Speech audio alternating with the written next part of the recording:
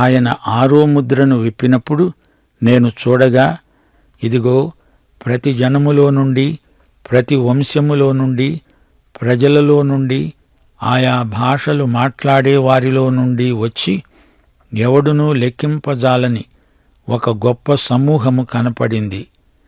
వారు తెల్లని వస్త్రములు ధరించుకొన్నవారై ఖర్జూరపు మట్టలు చేతపట్టుకొని సింహాసనము ఎదుటను గొర్రెపిల్ల ఎదుటను నిలువబడి, సింహాసనాసీనుడైన మా దేవునికిని గొర్రెపిల్లకును మా రక్షణకై స్తోత్రము అని మహాశబ్దముతో ఎలుగెత్తి చెప్పారు. దేవదూతలందరూ సింహాసనము చుట్టూ, పెద్దల చుట్టూ, ఆ 4 జీవుల చుట్టూ నిలువబడి ఉన్నారు. వారు సింహాసనము ఎదుట సాష్టాంగపడి దేవునికి నమస్కారము చేస్తూ అన్నారు, ఆమేన్. యుగయుగముల వరకు మా దేవునికి స్తోత్రము, మహిమయు, జ్ఞానమును, కృతజ్ఞతాస్తుతి, ఘనత, శక్తి, బలము కలుగునుగాక. ఆమేన్. పెద్దలలో ఒకడు నన్నడిగాడు, తెల్లని వస్త్రములు ధరించుకొని ఉన్న వీరెవరు? ఎక్కడ నుండి వచ్చారు? అందుకు నేనన్నాను, అయ్యా, నీకే తెలుసు. అతడు నాతో అన్నాడు, వీరు మహాశ్రమల నుండి వచ్చినవారు. గొర్రెపిల్ల రక్తములో తమ వస్త్రములను ఉతుక్కొని వాటిని తెలుపు చేసుకొన్నారు. యోహాను ఈ పరలోక దృశ్యాన్ని చూచాడు, మాటలు విన్నాడు. పెద్ద జనసమూహము కనపడింది. వారు ఎంతమందో ఎవరూ లెక్కపెట్టలేరు. అది ఒక మహాజనసమూహం. లెక్కపెట్టాలంటే మానవ మాతృలకు అసాధ్యం. కంప్యూటర్లకు కూడా అంతమందిని లెక్కించటం సాధ్యమయ్యే పని కాదు. ఆ జనసమూహంలో ఉన్న ప్రజలు ప్రతి జనములో నుండి, ప్రతి వంశములో నుండి, పలు రకాల భాషా ప్రాంతముల నుండి వచ్చినవారు. వీరు యూదేతరులు, అన్యులు. అనగా మహాశ్రమల కాలములో సంఘము ఎత్తబడిన తరువాత కూడా దేవుని రాజ్య సువార్త ప్రకటించబడుతుంది. లోకమంతటా విశ్వవ్యాప్తంగా సువార్త పంచిపెట్టబడుతుంది. 144,000 మంది సాక్షులు మహాశ్రమల కాలములో సువార్త ప్రకటిస్తారు. సంఘం అతిశయించటానికి ఏమీ లేదు. ఈ రోజున జరగవలసినంత సువార్త సేవ జరగటం లేదు. కాని మహాశ్రమల కాలంలో ఎందరెందరో రక్షించబడతారు. సంఘం ఎత్తబడకముందే ఎక్కువ మంది రక్షించబడాలని దేవుడు కోరుతున్నాడు. అనేక విధాలుగా సువార్త ప్రకటించబడుతున్నది. సింహాసనము ఎదుట, గొర్రెపిల్ల ఎదుట నిలువబడి ఉన్నది ఎవరు? మహాశ్రమలలో నుండి వచ్చిన వారు. వీరందరూ తమ రక్షణను బట్టి ఎంతో ఆనందిస్తున్నారు. వీరు విముక్త ప్రజలు. శ్రమల ద్వారా మహిమలోకి వచ్చారు. ఎందరెందరో శ్రమల కాలంలో రక్షించబడతారు. వీరు సువార్త కోసం ప్రభువును బట్టి హతసాక్షులైన వారు. అంతము వరకు ప్రభువుకు నమ్మకంగా ఉన్నవారు. మత్తయి సువార్త 24వ అధ్యాయం 12వ వచనం, అంతము వరకు సహించిన వాడే రక్షించబడతాడు. వారు పరిశుద్ధాత్మ చేత ముద్రించబడిన వారు. వారు తెల్లని వస్త్రాలు ధరించుకొని ఉన్నారు. అనగా వారు యేసుక్రీస్తు యొక్క నీతిని ధరించారని అర్థం. దేవుని ఎదుట నిలవటానికి మన సొంత నీతి పనికిరాదు. స్వనీతి మురికి గుడ్డలతో సమానం. మురికి బట్టలు వేసుకొని ఎవడూ దేవుని సన్నిధిలో నిలువలేడు. వారు ఖర్జూరపు మట్టలు చేత పట్టుకొని ఉన్నారు. అనగా వారు విజేతలు, క్రీస్తునందు జయించిన వారు. యేసుక్రీస్తు ఈ భూమి మీదికి తిరిగి వచ్చినప్పుడు వీరందరూ ఆయనతో వస్తారు. ఒకసారి యేసు ప్రభువు గాడిదనెక్కి యెరూషలేములో ప్రవేశించాడు. అసలు అది విజయ ప్రవేశం కాదు. రెండోసారి వచ్చినప్పుడు అది అసలైన మహావిజయ ప్రవేశం. శ్రమలలో రక్షించబడిన మహాజన సమూహము ఆయనతో ఉండి జయధ్వానాలు చేస్తారు. ప్రభువు తిరిగి వచ్చినప్పుడు మహాశ్రమలలో హతసాక్షులైన వారు మొదటి పునరుత్థానంలో పాల్గొంటారు. పరలోకంలో వీరందరూ కలిసి ప్రభువును స్తుతిస్తున్నారు. అక్కడ సంఘమున్నది, పాత నిబంధన భక్తులున్నారు, శ్రమలలో నుండి వచ్చిన హతసాక్షులు ఉన్నారు. దేవదూతలు కూడా వచ్చి ఈ ఆరాధనలో పాల్గొన్నారు. దేవదూతలు పాడతారా అని కొందరు ప్రశ్నలు అడుగుతారు. దేవదూతలు స్తుతిస్తారు, కాని దేవుని గుణగణాలను మాత్రమే కీర్తిస్తారు. కాని మనము మన రక్షణను బట్టి దేవుణ్ణి స్తుతిస్తాము. ఒక పాపి రక్షించబడి దేవుణ్ణి స్తుతించిన అనుభవం దేవదూతలకు ఉండదు. దేవదూతల గానంలో రక్షణానుభవం ఉండదు. ఈ పరలోక దృశ్యాన్ని జాగ్రత్తగా గమనించండి. పరలోకానికి ఎవరు వెళ్తారు అని తీర్పు తీర్చకండి. నేనే వెళ్తాను, నా సంఘమే ఎత్తబడుతుంది అనుకోవద్దు. విమోచింపబడిన వారందరూ అక్కడ ఉంటారు. సంఘానికి చెందని వారైనా మహాశ్రమల కాలంలో రక్షించబడి వచ్చిన వారు అందులో ఉంటారు.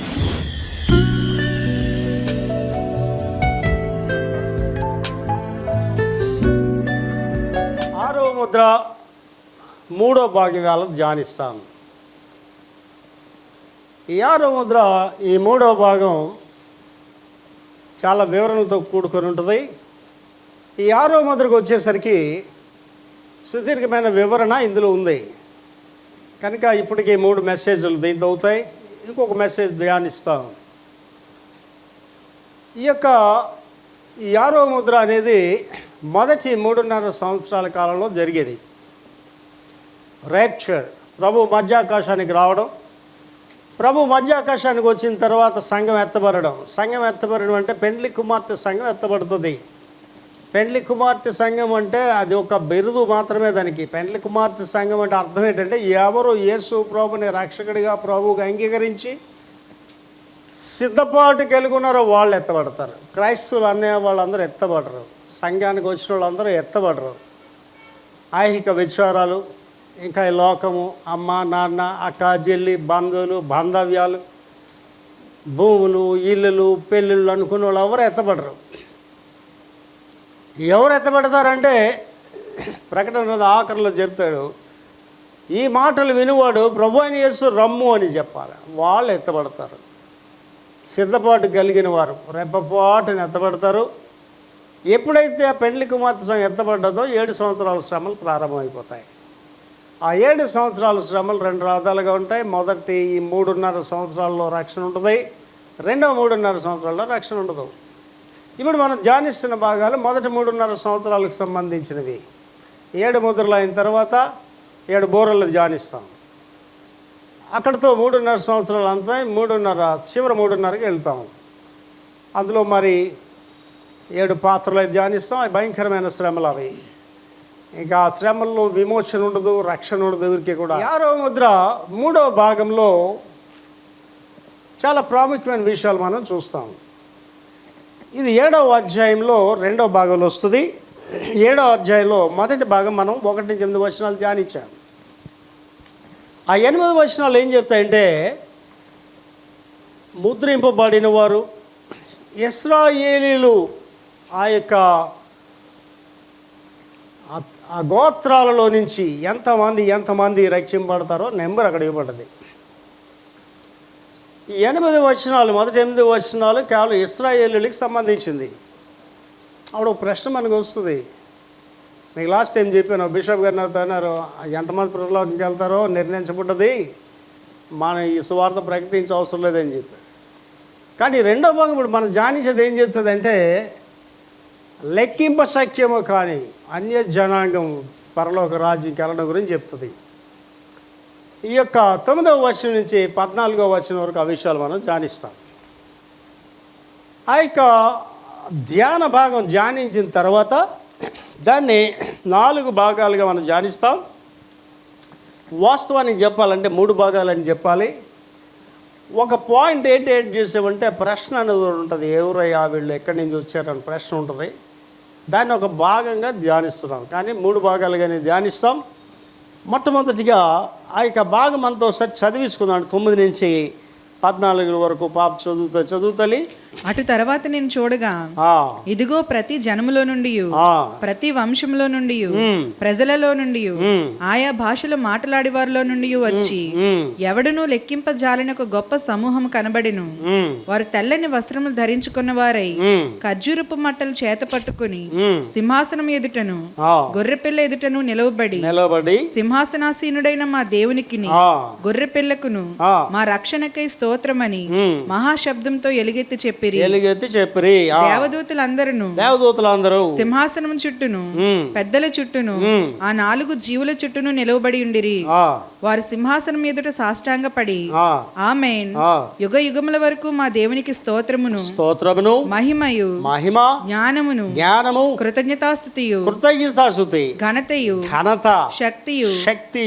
బలమును కలుగును బలమును గాక అని కలుగునని చెప్పుచు దేవునికి నమస్కారం చేసిరి. నమస్కారం చేసిరి. ఆమేన్. ఉమ్, పెద్దలలో ఒకడు తెల్లని వస్త్రములు ధరించుకుని ఉన్న వీరెవరు, ఉమ్, ఎక్కడి నుండి వచ్చిరని నన్ను అడిగాను. ఉమ్, అందుకు నేను ఉమ్, అయ్యా ఉమ్, నీకే తెలియననగా ఉమ్, అతడు ఇలాగ నాతో చెప్పెను, ఉమ్, వీరు మహాశ్రమల నుండి వచ్చిన వారు ఉమ్, గొర్రెపిల్ల రక్తములో ఉమ్, తమ వస్త్రములను ఉదుకుకొని ఆ, వాటిని తెలుపు చేసుకొనిరి. తెలుపు చేసుకునరి. ఇది మనం వాళ్ళు ధ్యానించబోయే మూలవాక్యం. దీన్ని 4 భాగాలుగా చేసుకోండి. ఒకటి ఏంటంటే లెక్కింప జాలని గొప్ప సమూహము. 2 ఏంటంటే యుగ యుగముల వరకు మా దేవునికి స్తోత్రము. 3 వీరెవరు ఎక్కడి నుండి వచ్చారు. 4 వీరు మహాశ్రమలలో నుండి వచ్చిన వారు. ఈ 4 పాయింట్స్ మనం ఇక్కడ ధ్యానిస్తూ ఉండి, మొదటి పాయింట్ మనం వెళ్ళేసరికి 7, 9 ఒకసారి చదివిరా వచ్చినాం. అటు తర్వాత నేను చూడగా ఆ, ఇదిగో ప్రతి జనములో ప్రతి నుండి జనములో నుండి ప్రతి వంశములో నుండి వంశములో నుండి ప్రజలలో నుండి ప్రజలలో నుండి ఆయా భాషలు మాట్లాడే ఆయా వాళ్ళ నుండి భాషల వచ్చి వచ్చి ఎవడును లెక్కింపజాలని ఆ, ఒక గొప్ప సమూహము కనబడెను. ఉమ్, వారు తెల్లని వస్త్రములు ధరించుకున్న వారై ఉమ్, ఖర్జూరపు మట్టలు చేత పట్టుకొని ఉమ్, సింహాసనం ఎదుటను ఉమ్. గొర్రెపిల్ల ఎదుటను నిలవబడెను. ఇక్కడ మనం చాలా జాగ్రత్తగా ఆలోచన చేసుకోవాలండి. నెంబర్ 1 ఏంటంటే మొదటి భాగంలో ఇశ్రాయేలీల గురించి చెప్పాడు. ఇప్పుడు మనం ధ్యానిస్తుంది ఇశ్రాయేలీలు కానివారు, అన్య జనాంగం. మనం వస్తాం ఇందులో. వీళ్ళెవరు ఎంతమంది అంటే చూడండి, వాళ్ళు ఆ ప్రజలు వివరణ చెప్తున్నాడు. ఒకటి ఎవరంటే ప్రతి జనము, ప్రతి జనము. రెండోది ఏంటంటే ప్రతి వంశం అంటున్నాడు. తర్వాత ప్రజలలో నుండి జనరల్, ఆయా భాషలు మాట్లాడే వారిలో నుండి. ఇవాళంతా కూడా అన్య జనాంగం గురించి వివరించబడుతుంది. వీళ్ళందరూ కూడా ఖర్జూరపు మాటలు పట్టుకొని పరలోక రాజ్యంలో ఉన్నారు. నాకు బైబిల్ రీడర్, బైబిల్ చదివేటప్పుడు నేను అలాగ వాక్యాన్ని ఏం చేస్తాను, ధ్యానిస్తాను. నేను చదవడం చేయను, నేను ధ్యానిస్తాను. ఒకసారి ఆలోచించండి, పరలోక రాజ్యం ఏంటి, ఖర్జూరపు మాటలు ఏమిటి, పరలోక రాజ్యంలో కూడా ఖర్జూర చెట్లు ఉంటాయా అని ఒక ఆలోచన. ప్రకటన 22 అధ్యాయాలు టూకీగా ధ్యానించుకుని వెళ్ళిపోయి ఆ మెసేజ్ నెట్లో పెట్టాను. ఇవాళ ఒక్కొక్కటి ధ్యానిస్తున్నాం. ఒక పాత్ర గురించి 6వ ముద్ర అయితే 4 మెసేజ్లు ధ్యానిస్తున్నాం. ఇవన్నీ ఒకసారి అయిపోయిన తర్వాత, ఈ పాత్రలు బోరల ముద్రలు అయిపోయిన తర్వాత ఈ ఖర్జూరపు మాటల గురించి ఒకసారి ధ్యానిద్దాం. నా బైబిల్ రీడర్తో అదే చెప్పాను. ఈ ఖర్జూరపు మాటల గురించి ఒక మెసేజ్ చెప్తాను. ఇది పరలోక రాజ్యంలో ఖర్జూరపు మాటలు ఉండడం ఏమిటి, అన్ని ప్రశ్న వేసుకుంటేనే నీకు సమాధానం దొరుకుతుంది. కనుక ఇక్కడ మనం ఆలోచన చేస్తే వివిధ రకాలైన ప్రజలు, వివిధ దేశాల వారు, వివిధ భాషల వారు, వాళ్ళందరూ కూడా అక్కడ పరలోక రాజ్యంలో కనిపిస్తున్నారు. వీళ్ళు ఎవరు, అన్య జనాంగం. ఆలోచించండి, ఇశ్రాయేలీలకి ఒక ప్రాధాన్యత ఉంది. ఏంటి వాళ్ళ గురించి మొట్టమొదటిగా రాశాడు, వాళ్ళ నవసట మీద ముద్ర వేస్తాడు. వాళ్ళు ప్రత్యేకింపబడిన వారు, లెక్కింపబడిన వారు. ఇశ్రాయేలీలు అనే వారికి ప్రపంచంలో బైబిల్ చరిత్రలో ప్రాధాన్యత ఉంది. ఏ ఇశ్రాయేలీయుడు అన్య దేవతలకు ఆరాధనలు చేయడు. ఇశ్రాయేలీయుడు తప్పనిసరిగా ఇక ధర్మశాస్త్రాన్ని పఠిస్తాడు. ఇశ్రాయేలీలు అనేవాడికి అబ్రహాము, ఇస్సాకు, యాకోబులు అంటే ఎవరో తెలుసు వాడికి. మా పితరులని చెప్తాడు ఇశ్రాయేలుతో మీరు మాట్లాడితే. ధర్మశాస్త్రాన్ని అనుసరిస్తారు. ఒకసారి ఆ సోషల్ నెట్వర్క్లో ఒక ఇశ్రాయేలు ఆవిడని ఇంటర్వ్యూ చేస్తాడు ఒకడు. అమ్మా, యేసుప్రభుని మీరు ఎందుకు నమ్ముకోవట్లేదు? ఆవిడ అంటుందండి, we have the powerful law given to the Moses. మాకు బలమైన ధర్మశాస్త్రం ఉంది, మోషేకి ఇవ్వబడ్డది. ఆవిడ ఎంత అతిశయంగా చెప్తుందండి. ఇశ్రాయేలీలు ఈ వేళకి కూడా యుద్ధానికి వెళ్ళేటప్పుడు ప్రార్థన చేసుకుని వెళ్తారు. యాజకుడు ప్రార్థన చేస్తాడు. ఒక మతము పరిపాలించే దేశం ఏదంటే ఇశ్రాయేలు దేశం. ఇశ్రాయేలీలు అనేవారు యెహోవా దేవుని ఆరాధన చేస్తారు. వాళ్ళ మతం అనేది వాళ్ళు రూల్ చేస్తారు. యోధా మతం అంటారు, ఇశ్రాయేలీలు అంటారు. ఇశ్రాయేల్ ఎవరని? యాకోబు సంతతి. యాకోబు పేరే ఇశ్రాయేలుగా మార్చబడ్డది. వాడికి ప్రతి ఒక్కడికి వారి చరిత్ర తెలుసు. ప్రత్యేకింపబడిన వారండి. They are the specialized people. ప్రత్యేకింపబడిన జనాంగం అని మా థియాలజీలో ఒక సబ్జెక్ట్ ఉంటుంది ఇశ్రాయేలీల గురించి. సార్ పాస్టర్ గారు మీరు అన్యులు ఎవరండి?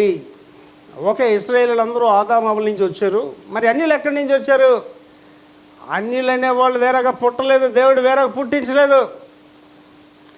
అన్యులు ఇశ్రాయేలీలు అందరూ ఆదాము నుంచి వచ్చిన వారే. మరి అన్యులు ఎలాగయ్యారు? వీళ్ళు అన్యులు ఎలాగయ్యారంటే ఒక ఇంట్లో 4 బిడ్డలు ఉంటారు. 3 చక్కగా అభివృద్ధి చెందుతారు, మంచి ఉద్యోగాలు సంపాదించుకొని గౌరవంగా జీవిస్తారు. ఒకడు లాస్ట్ వాడు ఇంటి పరువు తీసేస్తుంటాడు, ఆ ఇంటికి చెడ్డ పేరు తీసుకొస్తుంటాడు. ఎవరైనా ఒక పెద్ద అయిన వాళ్ళ తండ్రిని ఎదురైన అడిగి, సార్ మా నాలుగోడు లేడని చచ్చిపోయాడండి అని చెప్తే, మళ్ళీ ఏమంటాడండి, మాకు 3 పిల్లలు సార్, 4ఓడు లేడంటారు. దుర్భిక్షుల్ని పిల్లలని చెప్పుకోవడానికి తల్లిదండ్రులే ఇష్టపడరు. వాడే అన్యుడు. తప్పిపోయిన కుమారుడు ఉదంతం ఉంది. వాడు చిన్నవాడు కూడా తండ్రి పిల్లడే, కానీ వాడు ఏమైపోయాడండి, ఇంట్లోంచి పైకి వెళ్ళి అన్యుడైపోయాడు. వాడు అక్కడ పందులతో తినేటప్పుడు వాడికి బుద్ధి వచ్చినప్పుడు, వాడు మారినప్పుడు మళ్ళీ ఏమేటండి, అన్యుడి నుంచి మరలా ఒరిజినల్ ప్లేస్కి వచ్చాడు.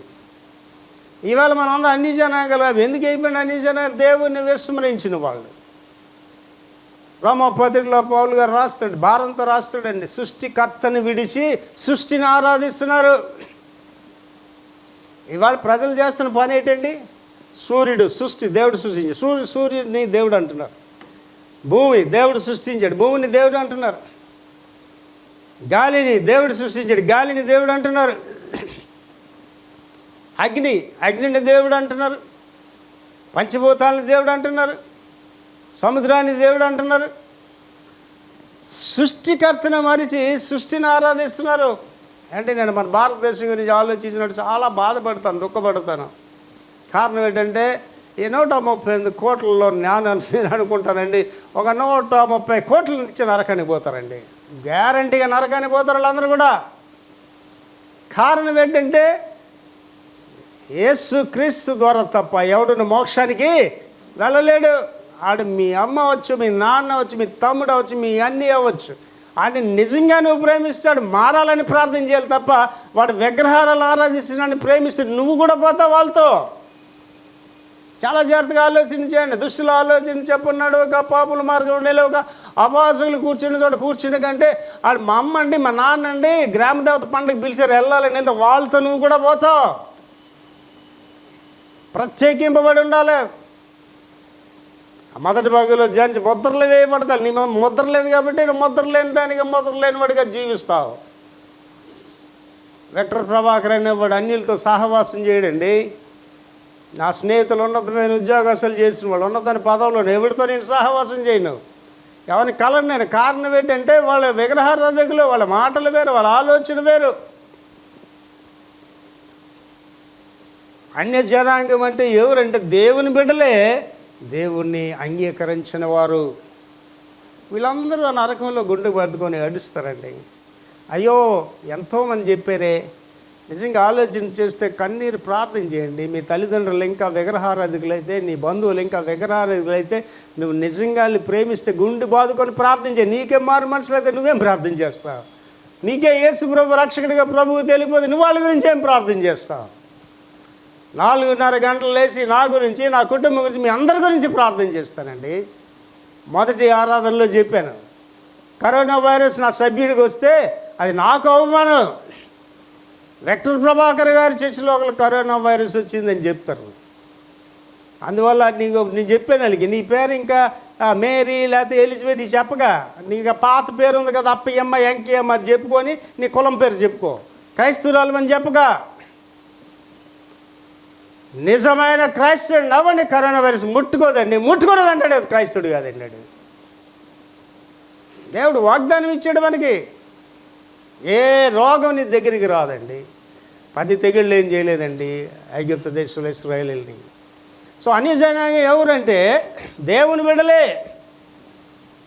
ఇవాళ మీరు గుడికి వచ్చామా వెళ్ళిపోయామా అని అంటే మీరు అన్ని జనాంగాల్లో వస్తారు, మీరు దేవుని బిడ్డలు కాదు.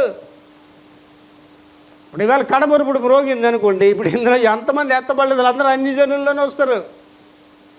సిద్ధపాటు కలిగి ఉండాలి. ప్రభువా రా నాయనా అని పిలవగలిగి ఉండాలి. బ్రతుకుతావా తిండి తినాలి, బ్రతుకుతామా పెళ్లి చేసుకోదాం, బ్రతుకుతామా ఒక ఇల్లు కావాలి. కానీ ఇల్లు శాశ్వతం కాదు, పెళ్ళి శాశ్వతం కాదు, ఏమి శాశ్వతం కాదు. ఎన్ని వదిలేసి వెళ్ళిపోవాలి మనం. యేసు ప్రభు గారిని అడిగారు, ప్రభు 5 దినాలు ఎలాగ ఉంటాయంటే 9 దినాల వల్ల ఉంటాయి. 9 దినాలు ఏం చేస్తున్నారంటే పెళ్ళిళ్ళకి ఇచ్చుకుంటున్నారు, పెళ్ళిళ్ళు చేసుకుంటున్నారు, ఇల్లులు కట్టుకుంటున్నారు, పండగలు చేసుకుంటున్నారు. అకస్మాత్తుగా జలప్రళయం వచ్చింది వాళ్ళ మీదకి. చాలా జాగ్రత్తగా ఆలోచన చేసుకోవాలి. మనం ఇంకా అన్ని జనాల్లో ఉన్నామా, దేవుని బిడ్డలుగా ఉన్నామా? అన్ని జనులతో సహవాసాలు కలిగి ఉన్నామా, దేవుని బిడ్డలతో మనం ఉన్నామా? విశ్వాసుల సమూహాలు ఉన్నామా, అవిశ్వాసుల సమూహంలో ఉన్నామా? నీతిమంతుల సభలో పాపులను, పాపుల సభలో నీతిమంతులు నిలవరు. You have no business to have the relations with the gentiles అండి. అన్ని జనాంగంతో నీకు చుట్టారుగా లేటండి. వాళ్ళ దేవుడు వేరు, నీ దేవుడు వేరు. ఆడు మీ నాన్న వచ్చి మీ అమ్మ వచ్చి నిత్య నరకానికి పోతాడండి వాడు. They will go to the hell. బాధ లేదా నీకు? మా అన్నీ నరకానికి వెళ్ళిపోతాడు, మా అమ్మ నరకానికి పోతుంది, యుగాలు నరకంలో బాధ లేదా? నీ ప్రేమ వాళ్ళ దేవుని రాజ్యానికి తీసుకెళ్ళదు.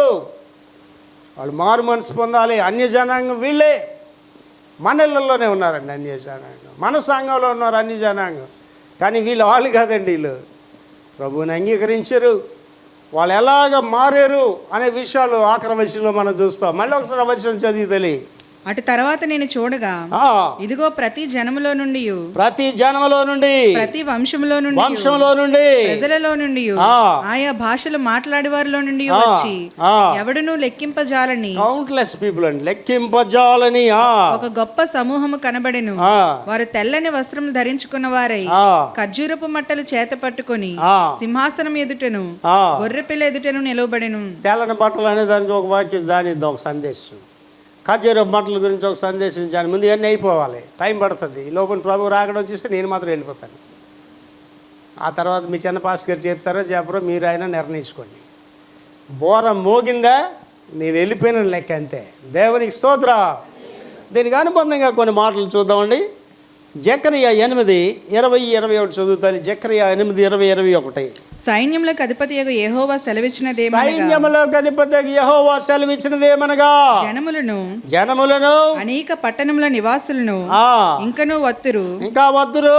ఒక పట్టణపు వారు మరి ఒక పట్టణపు వారి యొద్దకు వచ్చి ఆలస్యము చేయక యెహోవాను శాంతిపరచుటకును సైన్యములకు అధిపతియగు యెహోవాను వెదకుటకును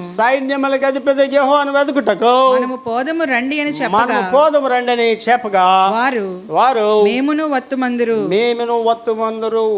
ఈ ప్రవచన వాక్యాలండి.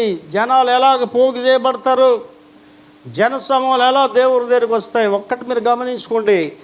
దైవ భయం మీలో లేదంటే, మారు మనసు పొందాలనే భయం నీలో లేదంటే, దేవుడిని ఆలోచన నీలో లేదండి. నువ్వు అర్థం చేసుకోవాల్సింది ఏంటంటే నువ్వు భ్రష్టత్వంలో అర్థం చేసుకోండి.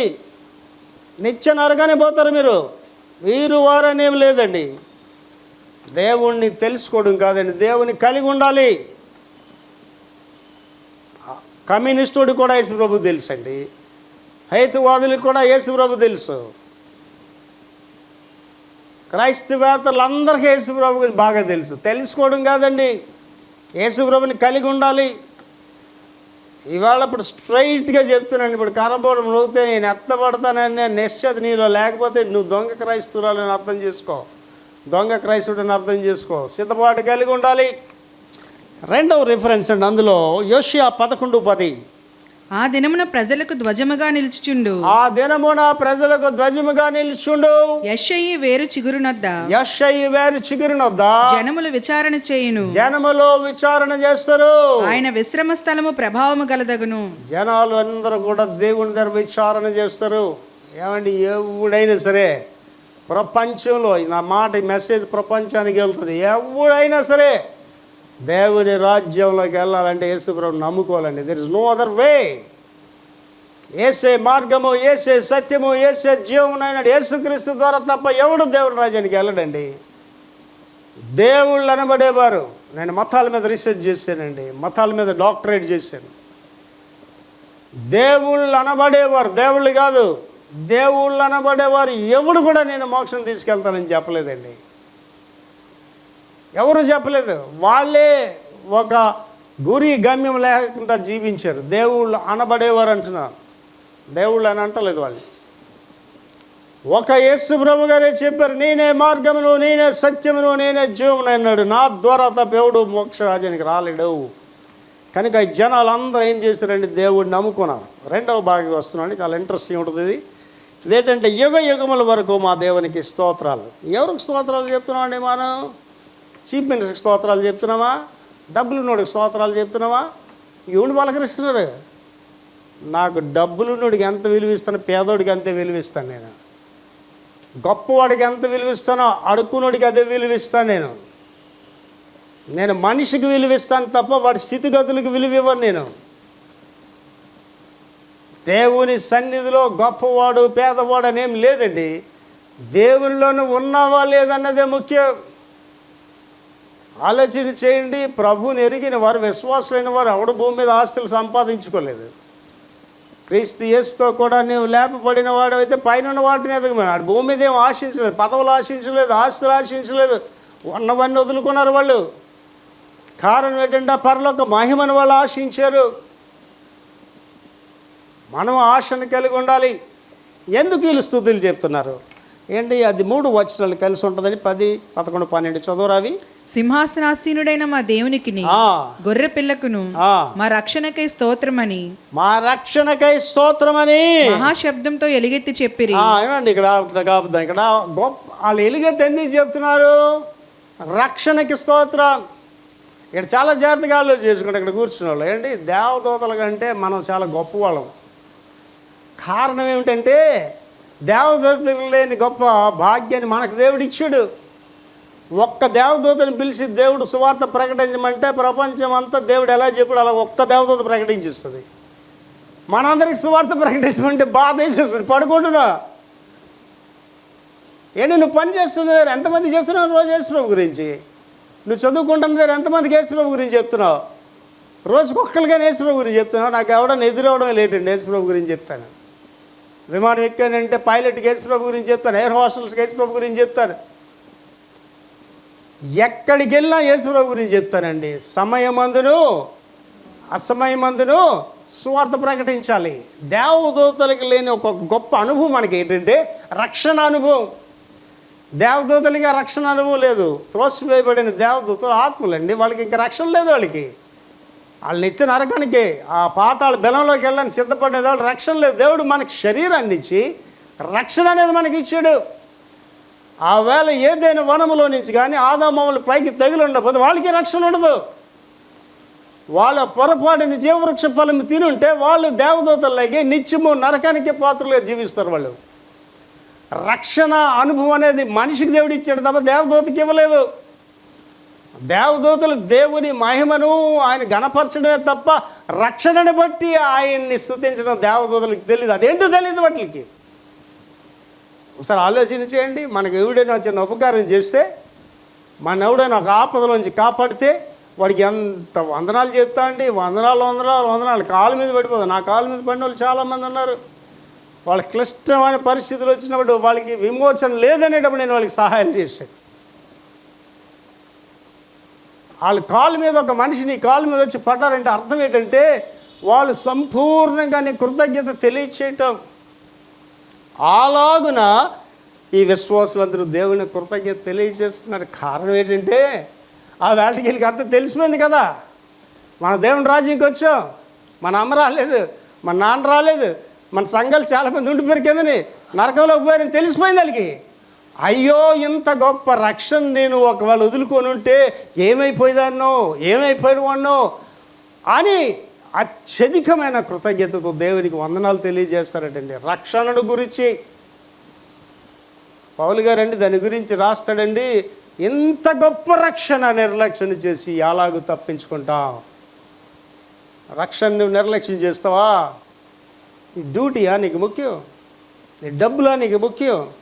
నీ బంధువులా నీకు ముఖ్యం? రక్షణ ముఖ్యం నీకు. యేసు ప్రభువుని నీ నోటితో ఒప్పుకొని నీ హృదయం అందు విశ్వసిస్తేనే నువ్వు రక్షింపడతావు, లేకపోతే రక్షణ లేదు నీకు. ఎంత గొప్ప కృప అండి దేవుడిచ్చాడండి. పౌలు గారు బాధతో చెప్తాడండి అన్నమాట, బాధతో. ఎంత గొప్ప రక్షణ, ఎంత గొప్ప రక్షణ. అయ్యో నా చిన్నప్పటి నుంచి గుడికి వెళ్ళేనే, పెద్దదాన్ని వెళ్ళేనే, ఎంత సంపాదించుకుని గుడికి వెళ్ళేనే, దేవుడు నాకు ఈమెయిల్ చేశాడు, ఆ మెయిల్ చేశాడు, సాక్ష్యాలు చెప్పిస్తేనే అయ్యో నరకానికి పోయానని ఏడుస్తారండి, గుండు బాదుకొని ఏడుస్తారు. నేను మనం చేస్తున్నాను, తల్లి నీకు ఏమి లేకపోయినా పర్లేదు, రక్షణ లేకపోతే నీకంటే నాకంటే దౌర్భాగ్యులు ఎవరు ఉండరండి. అంటే నా వరకు నేను సిద్ధంగా ఉన్నానండి, నా వరకు ఐఎమ్ రెడీ. పికప్ ప్రభువా ఎప్పుడు రమ్మంటావు? రెడీ. నిన్న బోగా నేను ప్రేమించే వ్యక్తితో చెప్తున్నానండి, నేను సిద్ధంగా ఉన్నా. నేను ఉదయకాలం లేచి ప్రార్థన చేసినప్పుడు చెప్తానండి, ప్రభువా మీరు మధ్యాకాశంకి వచ్చిన నేను ఎత్తపడతానని నాకు తెలుసు. ఒకవేళ అలా కాకపోతే ఎప్పుడైనా నన్ను తీసుకెళ్ళిపోండి, ఇప్పుడైనా తీసుకెళ్ళిపోండి, నేను రెడీగా ఉన్నా అని చెప్తూ ఏం చెప్తాను తెలుసండి, ప్రభువా మీ దగ్గర ఎవడ వేషధారణ ప్రార్థన చేయలేడు. నేను అది ఎక్కడి నుంచి చెప్తున్నాను మీకు తెలుసు ప్రభువా, నిజంగా చెప్తున్నాను ప్రభువా, నన్ను తీసుకెళ్ళిపో. ఒకళ్ళు బ్రతికిస్తారా? మీ కొరకు బ్రతికించండి. ఏమండి, నేను బహుగా ప్రేమించిన వ్యక్తి అనుభవాలు, నా అనుభవాలే ఆ వ్యక్తి చెప్తుంటే నేను ఎంత సంతోషించాను. అంటే ఒక వ్యక్తిని మార్చగలిగాను నేను. అంటే నాకు తెలిసిపోతుంది ఆ వ్యక్తి కూడా సిద్ధపడి ఉన్నారు, కడబోరు రోజు ఎత్తబడడానికి ఆ వ్యక్తి కూడా సిద్ధపడి ఉన్నారు. మనం చెప్పగలం అలాగా? మన అమ్మ గురించి, మన నాన్న గురించి, మన చెల్లెళ్ళ గురించి, అన్నదమ్ములకు చెప్పగలమా? ఒక తల్లిగా నా బిడ్డలు ప్రభు రాజ్యంలో ఎత్తబడతారని చెప్పగలమా? చాలా జాగ్రత్తగా ఆలోచన చేసుకోండి. ఆవేళ వాళ్ళు చేసే స్తోత్రాలు దేనికంటే రక్షణ గురించి. ఏమండి, ఇవాళ ఒక చిన్న మేలు జరగాలంటే ఎంత లంచం ఇవ్వాలండి? ఒక చిన్న మేలు జరగాలంటే ఎంత డబ్బు ఖర్చు పెట్టాలండి? బుద్ధి లేని వాళ్ళు అండి, ఆడపిల్లలకి పెళ్లి చేసినప్పుడు వీళ్ళు డబ్బులు ఇస్తుంటారు. బుద్ధి లేని వాళ్ళు. కట్నం తీసుకున్నవాడు ఏటంటున్నారండి, టీవీలో చెప్తున్నారు, ఏంటండి గాడిద. నేనంటానండి ఇచ్చిన వాడు అడ్డగాడిదలు. పుచ్చుకున్నవాడు గాడిద, ఇచ్చినవాడు అడ్డగాడిద. సిగ్గుండాలండి. క్రైస్తవులు ఎవరైనా ఆడపిల్లల దగ్గర కట్నాలు తీసుకున్నారని సిగ్గుండాలండి. క్రైస్తవుడు అని చెప్పొద్దు ఎక్కడ కూడా. దేవుడు నాకు వివాహం చేసాడు అసలు చెప్పొద్దు. Your marriage is a market marriage. ఎప్పుడైతే కట్న కానుకలు నీ పెళ్ళిలో వచ్చాయో నీది అది మార్కెట్ మ్యారేజ్, అది పరలోక పెళ్ళి కాదు. అది బాధతో చెప్తున్నానండి ఈ మాటలు. ఒక అమ్మాయికి పెళ్లి చేయాలంటే డబ్బు ఇవ్వాలా, రక్షణ కావాలంటే డబ్బు ఇవ్వాలా, స్వస్థత కావాలంటే డబ్బు ఇవ్వాలా, రుమాలు కొనుక్కోండి మీకు స్వస్థత వస్తుందని చెప్తావా? ఈ 3 టీవీలు సీడీలు కొనుక్కోండి మీకు డబ్బు వస్తుందని చెప్తారండి? రక్షణ అనేది ఉచితంగా ఇవ్వబడ్డది నీకు, ఫ్రీ. ఫ్రీ అండి, రక్షణ అనేది ఫ్రీ, ఉచితంగా ఇవ్వబడ్డది. నువ్వు చేయవలసిన పని ఏంటండి? యేసు ప్రభు అని నోటితో ఒప్పుకొని, అది ఎంత కష్టమైపోతుందా నీకు? కష్టమైపోతుందా తల్లి? యుగ యుగములు నిత్య నరకంలో ఉంటావు నువ్వు. అగ్ని ఆరదు, పురుగు చావదు. అది వాళ్ళు ఎరిగిన వారై, ఆ సత్యాన్ని స్పష్టంగా తెలుసుకున్న వారై దేవుడికి ఏం చేస్తున్నాడట? వరరక్షణ గురించి చదువుతారు ఇప్పుడు. వరరక్షణ గురించి రక్షణకై స్తోత్రమని మహాశబ్దంతో ఎలుగెత్తి చెప్పిరి. దేవదూతలందరూ సింహాసనము చుట్టూను పెద్దల చుట్టూను ఆ 4 జీవుల చుట్టూను నిలవబడి ఉండిరి. వారి సింహాసనం ఎదుట సాష్టాంగపడి, చూసారండి ఎందాక సాష్టాంగపడి ఆమేన్ ఆమేన్ యుగయుగముల వరకు మా దేవునికి స్తోత్రము, మా దేవునికి స్తోత్రమని మహిమ జ్ఞానము కృతజ్ఞతాస్తుతియు కృతజ్ఞత ఘనత శక్తియు బలమును కలుగునుగా అని చెప్పుచు దేవునికి నమస్కారం చేసిరి. అంటే everything is God, everything is God.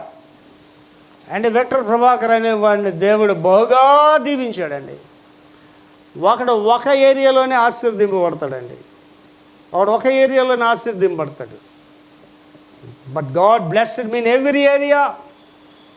ప్రియుడా, నీ ఆత్మలో వర్ధిల్లుచున్న కొలది అన్ని విషయములలో వర్ధిల్లుచు. నేను అన్ని విషయాల్లో వర్ధిల్లను. అన్ని విషయాలు. వయసు 67 సంవత్సరాలు క్షేమంగా జీవించారు. బీపీ లేదు, షుగర్ లేదు, జబ్బులు లేవు. బీపీ ఉంటే ప్రసంగం చేయనని చెప్తున్నాను మీకు. భార్య పరంగా భార్యతో గొడవలు పడ్డాడు, పోలీస్ స్టేషన్కి వెళ్ళాడు, విడిపోయారు అనేది లేదు. భార్యతో ప్రశాంతంగా జీవిస్తున్నా. కుమారుడు, ఒకగానొక కుమారుడు, దేవుని సేవకుడు. కుమారుడు వల్ల ఎంత బాధలు పడతారండి. కుమారుల వల్ల కుమార్తెల తల్లిదండ్రులు ఎంత బాధలు పడుతుంటారు. సేవకులు అయితే ఇంకా బాధపడుతుంటారు. వాడు ప్రయోజకుడిగా ఉండడు, నిష్ప్రయోజకుడిగా జీవిస్తుంటాడు, దుర్భీచుడిగా జీవిస్తుంటాడు. ఆ కుమార్తె వాళ్ళ ఇంటికి చెడ్డ పేరు. అలాంటిది ఏది లేదు. నా ఒక్కగానొక కుమారుడు అమూల్యమైన వాడు, చక్కని కోడలు, చక్కని మనవడు మనవరాళ్ళు. ఏంటి పిల్లలకి రోగాలతో తిరుగుతుంటారు హాస్పిటల్. నా మనవడు మనవరాళ్ళకి కూడా రోగాలు రావండి. ప్రార్థన చేస్తా, మీ గురించి ప్రార్థన చేస్తాను. మీకు కరోనా వైరస్ రాకూడదని ప్రార్థన చేస్తాను. కుటుంబాన్ని దేవుడు దీవించాడు. విద్య, అధిక విద్యను అభ్యసించాను. అధిక విద్య 21 సంవత్సరాలు. That's a full education. 21 years చదువుకున్నా. I have the command on my education. అధికారం ఉంటుంది నా విద్య మీద నాకు.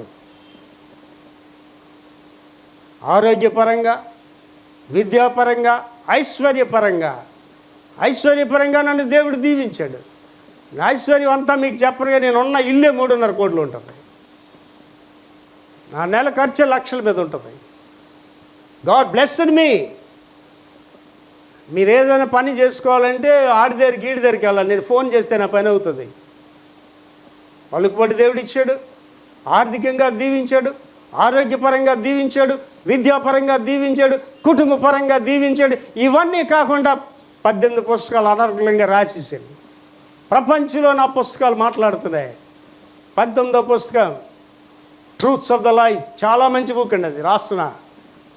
20వ పుస్తకం ఫైనల్ డెస్టినీ, వండర్ఫుల్ బుక్స్ రాస్తున్నానండి. ఇంకా 2 నా పుస్తకాలు ప్రపంచంతో మాట్లాడుతున్నాయి. నా వీడియోలు ప్రపంచంతో మాట్లాడుతున్నాయి. ఒక 20,000 మందికి ఉదయాన్నే సువార్తను ప్రకటిస్తాను. నాతో ఇప్పుడు మాట్లాడి ఏ దేశం వాడని నాతో మాట్లాడేటప్పుడు, సార్ మీ దగ్గర నేను చాలా చిన్నవాడిని సార్ అంటాడు. సో ఆత్మలో వర్ధిల్లుచుకున్నది అన్ని విషయాల్లోని వర్ధిల్లు. కొంతమంది డబ్బు సంపాదించేస్తారు, చదువు ఉండదు.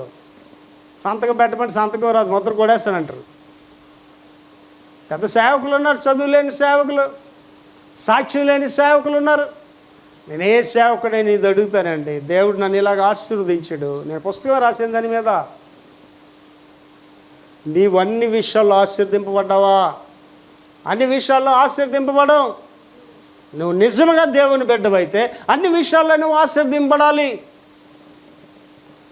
వాళ్ళు సాష్టాంగపడి నమస్కారం చేస్తున్నారటండి. 3వ దానికి వెళ్దామండి. 3వ దాంట్లో వీరు ఎక్కడి నుండి వచ్చిరి? From where they came. అంటే ఇక్కడ ఆలోచన చేసుకోండి. ప్రశ్నిస్తున్నాడంటే అర్థం ఏంటంటే నేర్చుకుంటాడని. ప్రశ్నించట్లేదు అనుకోండి, అర్థం ఏంటంటే ఆడికి నేర్చుకునే ఆలోచనే లేదని. ఏమంటే మీరు మాస్లేమన్ అయ్య గారు అని పేరు విని ఉంటారు. నడిపించు నానావా ఈ పాటలే రాసిన మహానుభావుడు. నాకు దేవుడు ఇచ్చిన గొప్ప కృప ఏంటంటే ప్రపంచంలో గొప్ప దైవ సేవకులతో సహవాసం చేశాను. ప్రపంచంలో గొప్ప దైవ సేవకులు మా ఇంటికి వచ్చి మా డైనింగ్ టేబుల్ దగ్గర భోజనం చేశారు. ఆ మాస్లమాన్ అయ్య గారు ఆయన హైదరాబాద్ వెళ్ళాలి, నేను ఆయన రైల్వే స్టేషన్ దిగిపెట్టాను. గోదావరి ఎక్స్ప్రెస్కి ఆయన వెళ్ళాలి. ఆ గోదావరి ఎక్స్ప్రెస్కి వెళ్ళాలంటే నేను తీసుకెళ్ళా. ఆయన ఇక్కడ ఏసీ రూమ్ రిటైరింగ్ రూమ్లో పెట్టారు. టైం ఇంకా ఉంది, ఒక పావు గంట ఎంత ఉంది ట్రైన్కి. నేను వెళ్తున్నప్పుడు అనేకమైన ప్రశ్నలు వేస్తున్నాను. మహానుభావుడు, జ్ఞాని, అనర్గళంగా చెప్పుకెళ్ళిపోతాడు ఏదైనా. నేను అడుగుతున్నాను, ఆ డౌట్లన్నీ అడుగుతున్నాను. అలా చెప్తూనే ఉన్నాడు దారంబట.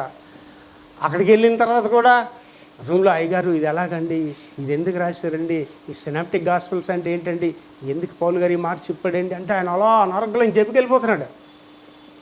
ఇక బండి ఎక్కాడండి. బండి కదిలిన టైంకి ఆయన చాలా మృదువుగా మాట్లాడతాడు.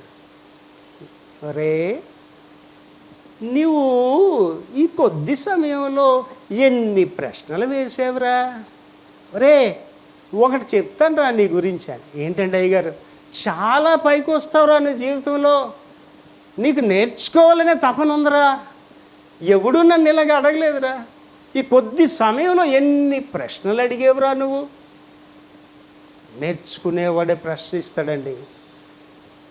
ఆంధ్ర క్రిస్టియన్ థియలాజికల్ కాలేజ్లో చదివానండి, వేదాంత విద్య 4+3 7 years, డాక్టరేట్ 1 year 8 years. మా ప్రిన్సిపల్ గారు డేవిడ్ అయ్యర్, ఆయనతోటే ఉండేవాడిని. మా ఇంటికి పిలిచాను, భోజనానికి పిలిచాను. ఆయన భోజనానికి పిలిచి ఆయన భోజనం తిని చేయగడుకునే లోపు అనేకమైన ప్రశ్నలు. అయ్యగారు ఇదేంటండి, ఇదేందుకు పౌలు గారు ఇలా వాడారండి, మోషే ఎందుకు ఇలా చెప్పాడండి, ఎన్ని అడుగుతుంటే ఆయన కూడా లాస్ట్లో వెళ్ళిపోయేటప్పుడు నాతో అన్నాడు, అరే నువ్వు చాలా పైకి వస్తావురా, ఏ స్టూడెంట్ నన్ను ఇలాగ అడగలేదురా. ప్రభు మహాకృపను బట్టండి నేను సిరంపూర్ యూనివర్సిటీలో డిగ్రీలు తీసుకునేటప్పుడు ఆ బ్యాచిలర్ ఇన్ డివినిటీ కాన్వకేషన్ నేను వెళ్ళినప్పుడు ఆయన అక్కడ డీన్గా ఉన్నాడు. నన్ను చూసి చాలా సంతోషపడిపోయాడు. ప్రశ్నించాలండి. ఇంకొంచెంసేపు నిద్రించేదను, ఇంకొంచెంసేపు కునికెదను, ఉండే అప్పుడే లేట్ ఉండే కొంతసేపు. సోమరాడు అండి, సోమరాడు ఏంటి నేర్చుకుంటాడండి, ఎంత పని చేస్తానో తెలుసు తల్లి. నేను వాక్యం చెప్పాలంటే వారం అంతా సిద్ధపడతా, నేర్చుకోవాలనే తపన నాకు. ప్రశ్నించాలండి, ప్రశ్నించిన వాడే నేర్చుకుంటాడు. పనికి మాలిన వాడు ప్రశ్నించిన వాడు నేర్చుకోడు. వాడు కూడా చూడండి, వాడు ప్రశ్నిస్తున్నాడు. ఏమానండి, అయ్యా వీరు ఎక్కడి నుంచి వచ్చారు, 13వ వచనం చదువు తల్లి. పెద్దలలో ఒకడు, తెల్లని వస్త్రములు ధరించుకుని ఉన్న వీరెవరు, ఎక్కడి నుండి వచ్చిరని నన్ను అడిగాను. ఎక్కడి నుంచి వచ్చారు. అప్పుడు అక్కడ ఏం చెప్తున్నాడో చూడ, తర్వాత చూద్దాం. ప్రశ్నించడం అనేది important thing. You need to ask. వినుట వలన విశ్వాసం వస్తుంది. నేర్చుకోవాలండి. నిజమైన జ్ఞాని, real vice man is a learner through out his life. నిజమైన జ్ఞాని తన జీవితం అంతా నేర్చుకుంటాడండి. నేను అప్పుడప్పుడు అనుకుంటానండి, 100 సంవత్సరాలు నేను బ్రతికితే ఇంకా బోల్డ్ నేర్చుకోవాలి, ఇంకా కొన్ని డిగ్రీలు చేయాలి అని ఆశ, ఇంకా కొన్ని పుస్తకాలు రాయాలని ఆశ. I want to learn. ఏం చూడండి, ఇప్పుడు వాక్యం చెప్పుకెళ్ళిపోతున్నాను కానీ ఆ ఖర్జూర మట్టల గురించి నా దగ్గర ఉంది ఆలోచన. ఎందుకు ఆ ఖర్జూర మట్టల గురించి చెప్పాడు దేవుడు? ఆ ఖర్జూర మట్టల గురించి చెప్పాలి ఒక రోజుని, వాటి గురించి వివరించాలి, తెలుసుకోవాలి నేను దాని గురించి. లెర్నింగ్. ఈ జీవితం చాలదండి మనం నేర్చుకోవడానికి, ఈ జీవితం చాలదు. సైన్స్, మానవుడు బోల్డ్ తెలుసుకున్నాడు. సైన్స్ ఎంత తెలుసుకున్నాడో, ఎంతరా సైన్స్ గురించి తెలుసుకున్నాడంటే 100% తెలుసుకున్నాడు. అంతకంటే తెలియదు అడిగి. సైన్స్ గురించి అప్పటికి అంతకంటే ఎక్కువ తెలియదు. ఇవాళ డాక్టర్స్ అనేవారికి బాడీలో ఏ పార్ట్స్ అని వాడికి తెలియదు. కరోనా వైరస్ డాక్టర్లుగా వచ్చేస్తుంది, ఆడికి అర్థం కావట్లేదు ఏంటని. నర్సమ్మలకి వచ్చేస్తుంది కరోనా వైరస్. కారణం ఏంటంటే డాక్టర్లకి డాక్టర్ ఎవరండి? యేసు ప్రభు. వైద్యులకు వైద్యుడు. ఏమండి, నేను హీలింగ్స్ మీద ఒక బుక్ రాశానండి, హ్యూమన్ మ్యానుఫ్యాక్చరింగ్ ఫ్యాక్టరీ అనే దాంట్లో ఇవన్నీ రాసుకొచ్చాను. యేసు ప్రభు గారి దగ్గరికి గుడ్డోడు వెళ్ళాడు. గుడ్డోడు వెళ్ళగానే మ్యానుఫ్యాక్చర్ ఎవరు అసలు? తయారు చేసింది ఆయనే. ఆయన ఇలాగ కన్ను ఇలా ముట్టెలు దిగిన కన్ను బంద్ చేసేసింది ఆయనే. నేను అనుకుంటానండి, దాని గురించి ఆలోచిస్తాను. అహో దీన్ని తయారు చేసింది ఆయనే కదా, అక్కడ ఏంటి ఉండాలో ఏంటి పెట్టాలో అని తెలుసు కాబట్టి అది చేసి ఇలా చేసి బాగు చేసేది. అంటే చూడండి, మనకు ఒక్కోసారి స్కూటర్ స్టార్ట్ అవుతుంది, మనకి ఒక్కొక్కరు చెవటలు పెట్టి మీరు కొట్టేస్తుంది. ఆ మెకానిక్ దగ్గర తీసుకెళ్ళి అడిగి చందెల దగ్గర టక్ మన కూడా స్టార్ట్ అయిపోతుంది. కోసం ఇంతేనా నడిపిస్తుందండి. అలా దేవుడి దగ్గరికి వెళ్ళగానే నేను ఇలా బాగు చేసి పడిస్తాడు అంతే. Is a creator. కనుక మనకి ఈ ప్రశ్న అనేది ఉండాలి. లాస్ట్కి వెళ్ళిపోతున్నాం అండి. వీరు మహాశ్రమల నుండి వచ్చిన వారు. ఏం క్వశ్చన్ వేసాడండి? వీళ్ళు ఎక్కడి నుంచి వచ్చారు అని అడిగాడు. ఎక్కడి నుంచి వచ్చారని చెప్తున్నాడండి? మహాశ్రమలు అంటే ఆల్రెడీ శ్రమలు ఎఫెక్ట్ అయిపోయాయి, ఎంజాయ్ చేసేస్తున్నారు శ్రమలు. ఏంటో సార్ ఆలోచించేయండి. మీరు పొందబోవు మహిమ ఎదుట ఇప్పుడు పొందుతున్న శ్రమలు ఎన్నదగినవి కావు.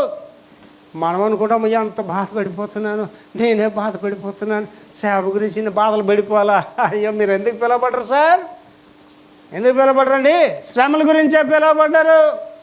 ఏం చెప్పాడండి దేవుడు అననీకి? ఇతడు ఎన్ని శ్రమలు పడాలో నా నామాలు ఈయనకి తెలియజేస్తాడు. సేవ అంటే ఏసీ గారు కాదండి, సేవ అంటే ఏసీ ఇల్లు కాదు, సేవ అంటే పెద్ద మీటింగ్లు వెళ్ళి మాట్లాడడం కాదు. యేసయ్య పాదాలు కోరుదును నేను, నా యేసు పాదాలు కొండలు ఎక్కాయి, గోటలు ఎక్కాయి, పేదోడి దగ్గరికి వెళ్ళాయి, కుష్ఠోడి దగ్గరికి వెళ్ళాయి, అడుక్కునేవాడి దగ్గరికి వెళ్ళాయండి ఆ పాదాలు. Jesus preach to the beggar, Jesus preach to the leopard. కుష్ఠరోగికి బోధ చేశాడండి ఆయన, పేదోడికి వెళ్ళి బోధ చేశాడు. ఇవాళ ప్రపంచంలో పెద్ద పేరున్న సేవకుడు ఎవడని అడుక్కున్నాడికి సువార్త చెప్తాడండి రోడ్డు మీద. నేను ఒక రోజు కార్లో వెళ్ళిపోతున్నానండి, కార్లో వెళ్ళిపోతుంటే బెగ్గర కనిపించాడు. ఆ డ్రైవర్ ఆపరా కారు ఎందుకు సార్ పక్క తీరా కారు అని. అటు పాపం అడుక్కున్నాడు, పల్లెటూరు ముసలాడు అడ్డంగా పట్టుకు నా ఫోటో పెట్టాను అందులో నా దీని బుక్లో. ఆయన కారు పాక పిలిచే రేలు రారా ఆయన. అరే 2 మాటలు చెప్తాను వింటావంటే, బాబు నేను అడుక్కోవాలి బాబు అన్నాడు. ఒరే అడుక్కుంటే ఎంత వస్తుంది అంటే, బాబు ఎంత వెళ్ళినా ఒక 5 రూపాయలు కూడా రావు బాబు అని. 50 రూపాయలు ఇస్తాను నా మాట వింటా. బాబు 50 రూపాయలు ఇస్తానంటే సాయంత్రం వరకు నీ మాట వింటాను బాబు అని. ఆడి కూర్చోబెట్టుకుని ఆడి తంబూర తీసుకుని కేసు ప్రభు గురించి చెప్పా. ఏంటి ఇవాళ పెద్ద సేవకుడు వెళ్ళి చెప్తాడండి అడుక్కున్నాడికి వెళ్ళి సువార్త. యేసు ప్రభు గారు వెళ్ళి చెప్పారండి, అడుక్కున్నాడికి చెప్పాడండి, కుష్ఠరోగికి చెప్పాడండి. ఎక్కడి నుంచి వచ్చారు వీళ్ళు? ఎక్కడి నుంచి వచ్చారటమా? మహాశ్రమలు. 14వ వచనం చదువురా. అందుకు నేను అయ్యా నీకే తెలియననగా అతడు ఇలాగు నాతో చెప్పాను. మీరు మహాశ్రమల నుండి వచ్చిన వారు, మీరు మహాశ్రమల్లో నుంచి వచ్చారు. గొర్రెపిల్ల రక్తములో తమ వస్త్రములను వస్త్రాలు ఉతుక్కొని వాటిని తెలుపు చేసుకొని వచ్చారు. చాలా జాగ్రత్తగా ఆలోచన చేయాలండి. నీవేదో పెద్ద ఉద్యోగస్తుడు అయిపోతే నీ రక్షణ వచ్చింది. నీకు దేవుడికి 5 లక్షలు కానికి ఇచ్చిస్తే నీకు రక్షణ వచ్చింది. ఈ గుడి కట్టడానికి నేనే డబ్బు ఇచ్చానంటే నీకు రక్షణ వచ్చింది. గొర్రెపిల్ల రక్తంలో నువ్వు కడుగుబడాలి. You must be cleanse with the blood of the Christ. చూడండి చక్కని మాటలు, అనుబంధ మాటలు చదివి దీనికి డీటెయిల్గా ధ్యానించుకుని ముగించుకుందాం. యెషయా 1:18 చదువురా. యెహోవా ఈ మాట సెలవిస్తున్నాడు. రండి మన వివాదం తీర్చుకుందాము. మీ పాపములు రక్తముల వలె ఎర్రనివైనను. ఎలాగున్నాయండి మన పాపాలు? రక్తం వల్ల ఎర్రగా ఉన్నాయట. అవి హిమము వలె తెల్లబడును. పాపాలు ఏం చేసేస్తాడట? హిమం వల్లే తెల్ల చేసేస్తాడట. కెంపు వలె ఎర్రనివైనను. కెంపులాగా ఎర్రగా ఉన్నా అవి గొర్రెబొచ్చు వలె తెల్లగా చేసేస్తాడు. యేసు నామములోనే, యేసు రక్తంలోనే నీకు విమోచన తప్ప ఇంకెక్కడ లేదండి. మన పాపములను మనము ఒప్పుకొని ఎడల ఆయన నమ్మదగిన వాడు, నీతిమంతుడు కనుక సమస్త దుర్నీతి నుండి మనల్ని విడిపించి పరిశుద్ధులుగా చేస్తాడు. అది వీళ్ళు ఇవాళ గుడికి వచ్చిన మాత్రాన్ని, కానుకలు ఇచ్చినంత మాత్రం పరలోక రాజ్యానికి వెళ్ళవు నువ్వు. యేసు ప్రభు నిన్ను రక్షించేడు అనే అనుభవం నీకు ఉండాలి. నన్ను ఎవడని అడిగారు, సార్ ఎప్పుడు పుట్టారు సార్ మీ తల్లికి? 1953వ సంవత్సరం అక్టోబర్ 1వ తారీఖున వేకువ్ జాబ్నే, శుక్రవారం వేకువ్ జాబ్ని నా తల్లికి నేను జన్మించాను. మరి యేసు ప్రభుని ఎప్పుడు అంగీకరించారు సార్? 1972వ సంవత్సరం ఫిబ్రవరి 7వ తారీఖు సాయంత్రం 7:30 గంటలకు యేసు ప్రభు నా రక్షకుడిగా అంగీకరించాను. ఎప్పుడు ప్రభుని అంగీకరించానో నాకు తెలుసు. I know my God. ఈ లోకంలో ఉన్నవాడి కంటే నాలో ఉన్నవాడు గొప్పవాడు. అందుకే నేను కరోనా వయసుకు భయపడలేదండి. ముక్కుకు మాస్క్ కట్టుకొని చూడండి. ఎవడు కరోనా పేషెంట్ అయ్యాడు అని పట్టించుకోనండి అర్థాలు మాట్లాడతా. కరోనా వైరస్ నన్ను ఏమని చేస్తే నేను దైవ సేవకుని కాదండి. నేను మనం చేస్తున్నాను తల్లులారా. ఇక్కడ ఉన్న వాళ్ళందరూ జాగ్రత్తగా ఆలోచన చేయండి. ఆ రక్తంలో నువ్వు కడగబడాలి. ఆ రక్తంలో నువ్వు కడుగుబడినప్పుడు భూమి మీద ఆశీర్వదింపడతావు, పరలోక రాజ్యంలో ఆశీర్వదింపడతావు. దైవ భక్తి ఈ లోకంలో రానున్న లోకంలో లాభసాధకమైంది.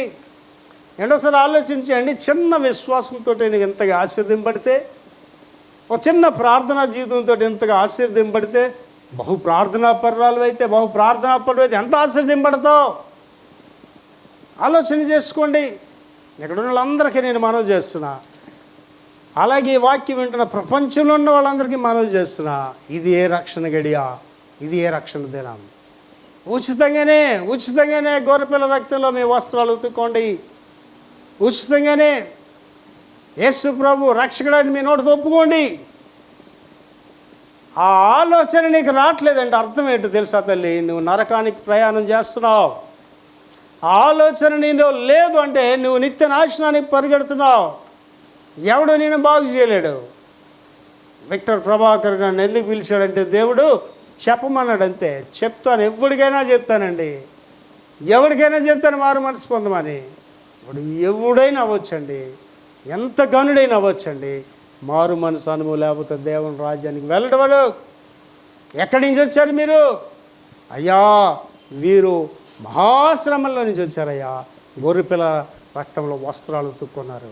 కళ్ళు మూసుకొని ప్రార్థన చేసుకుందాం. మీరే డబ్బులు ఇవ్వాల్సిన లేదండి రక్షణకి. గొర్రెపిల్ల రక్తంలో నీ పాపాలు కడగబడ్డానికి నువ్వేమి కానుకలు ఇవ్వాల్సిన లేదు, ముడుపులు ఇవ్వాల్సిన లేదు. It's a free. దేవుని వాక్యం చేస్తుంది, ఉచితంగా పొందారు, ఉచితంగా ఇవ్వండి. ఆ మహాశ్రమల్లో నుంచి, బాధలలో నుంచి, యాతనల్లో నుంచి శిలువ రక్తంతో కడుగుబడి ఆ మహామహిమలోనికి వచ్చారండి. అది వారికి మాత్రమే సొంతం కాదు, నీకు నాకు ఒకరు ఇచ్చాడు దేవుడు. నాకు కావాలి అనుకుంటేనే తప్ప నీకు రాదు తెలియదు. ఆ రక్షణ నాకు కావాలనుకుంటేనే తప్ప సహోదరుడా నీకు ఆ రక్షణ దొరకదు. మంచి పనులు చేయడం వల్ల రక్షణ రాదు. గుడికి వచ్చి పనులు చేయడం వల్ల రక్షణ రాదు. గుడికి వచ్చి కానుకలు ఇవ్వడం వల్ల రక్షణ రాదు. ప్రభువుని రక్షకుడిగా, ప్రభువుగా నీ జీవితంలో అంగీకరించాలి. ఎంత గొప్ప వాగ్దానం దేవుడు ఇచ్చాడు తల్లి. నా నీతిని, నా రాజ్యాన్ని ఎదగండి, ఇవన్నీ మీకు ఇస్తానన్నాడు. ఆయన రక్తంలో మీరు కడుగుబడినట్లయితే తల్లి, ఈ భూమి మీద పరలోకంలో మీరు ఆశీర్వదింపబడిన బిడ్డలుగా ఉంటారు. అటు కృప దేవుడు మీకు అనుగ్రహించును గాక. ప్రార్థన చేసుకుందాం. మహాపురుషుడవుతాను రేసిన కృపమేడా, ఈ దినాన్ని ప్రత్యేకంగా మీ పాద సన్నిధికి వస్తున్నాం. నాతో మాట్లాడారయ్యా, మాతో మాట్లాడారు. అన్య జనాంగము లెక్కింప సఖ్యము కాని జనాంగము నాయన, అందులో మేమందరం ఉండాలి ప్రభువా, అందులో మేమందరం ఉండాలి, నా సంఘం ఉండాలి ప్రభువా. అట్టి కృప నాకును మాకందరికీ దయచేయమని యేసు పరిశుద్ధ నామములో వేడుకుంటున్నాం తండ్రి. ఆమేన్.